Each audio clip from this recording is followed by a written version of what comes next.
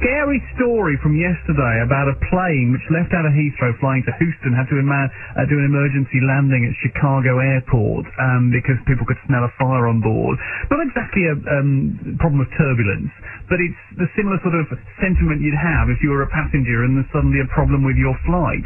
Whether you've been on a very scary flight, whether you've been on a turbulent flight, we're going to take your calls about this on the show this morning. And the reason we're talking about it is turbulence when you are flying to the States or whatever could soon be a thing of the past, down to work that's being done at Reading University. And we've got Dr. Paul Williams in the studio to explain more about it. Hi, Paul. Good morning. Morning to you. Welcome along. So, we've all been in that situation. A lot of people will have been there where you're flying, perhaps doing a long-haul thing, and suddenly the thing's jumping and falling in the sky and whatever, and it's frightening, because a lot of people are scared of getting on the plane before they even board it. How can you stop planes being subject to turbulence?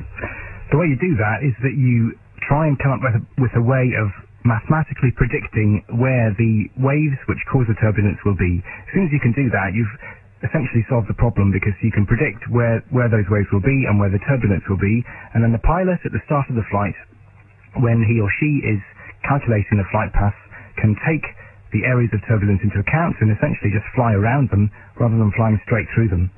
Right.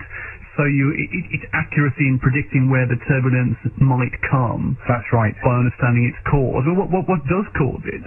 Well, it's important to realise that there are two different types of turbulence. There's the sort of obvious type, which is if you fly through a thunderstorm where there's lots of clouds and high winds. Obviously that is one source of turbulence, but that's quite easy to avoid, primarily because the pilot can just look out of the cockpit window and see it. There's another much more menacing source of turbulence, and that happens because it's essentially invisible, and you could say that it literally comes out of the blue, because it's blue skies as far as the pilot can see and the passengers can see. It looks like smooth, settled atmosphere, and then this explains why suddenly you can, on what appears to be quite a smooth flight, you can suddenly hit a wall of turbulence and suddenly the plane's bouncing around all over the place. This has been such a big problem that affects so many people for a long period of time. How come we're only just learning how to deal with it? Well, it's interesting to look through the history of this. Most of the theoretical work on turbulence prediction dates back to the 1960s, and although it's been chiselled away at since then and refined slightly, there's been no major theoretical advance since about 4 decades ago. So it's interesting that now we're looking into more detail at what causes the turbulence, what causes these waves to be generated, and using that to predict where the turbulence will be. More with Paul Williams coming up soon here on BBC Radio Berkshire. So we're talking this morning about turbulence when you are flying, and we're looking at some new work that Reading University is doing on how to combat turbulence. Dr. Paul Williams is with us. Are there any kind of statistics on how many flights are affected by turbulence that scares people and unsettles people, how big a problem this is? It's a bigger problem than you might think, actually. Every day across the world, about 20 commercial flights are affected by moderate to severe clear air turbulence.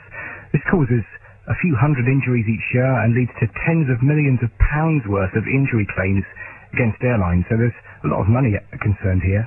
Right, and the way you're going to get round this is by helping pilots predict where turbulence will happen and how severe it's going to be, so they can fly around it. That's right. It turns out that there are waves in the atmosphere at about 10 kilometres up, which is where flights tend to fly. And these waves are a lot like waves in the ocean. The difference is that you can see waves in the ocean, but waves in the atmosphere, at least these particular waves that cause the turbulence, are completely invisible, so the pilot has no idea that he's about to fly through them. Right. And what kind of technology, what kind of instrument will pick them up? So, in fact, what you need is a computer. It's a mathematical model. So you take maps of surface air pressure, the sort of things that everyone's familiar with from weather forecasts on TV and in newspapers, and you put those into a complicated mathematical model, and out pops the regions and the times at which you expect there to be severe turbulence. So the pilot can fly straight around them. Okay. And how long do you think, Paul, before the work that you're doing now at the university will be developed and fitted to planes and actually be making people's flights more peaceful? I think there needs to be a bit more testing done first, so it's not going to happen overnight. The US federal government has targets which are that about 80% of the time you should be able to correctly predict where the turbulence will be. At the moment, the current method falls far short of that. The method that we're publishing this week gets it gets it right about 83% of the time, so we're doing quite well. But I think we've only looked at a 5-month analysis period, so we need to do more tests before it becomes operational. Great to see you. Thank you for coming in. Thank you. We're going to take your stories a bit later on and catch up with some of our stewardesses who live around here about their experience of scary flights, of turbulent flights. So we'll come back to this in a little while. It's 10 to 8 now. Clear air turbulence is a big problem for passengers, as Dr. Paul Williams explains. Every day across the world, about 20 commercial flights are affected by moderate to severe clear air turbulence. This causes a few hundred injuries each year and leads to tens of millions of pounds worth of injury claims against airlines. So there's a lot of money concerned here.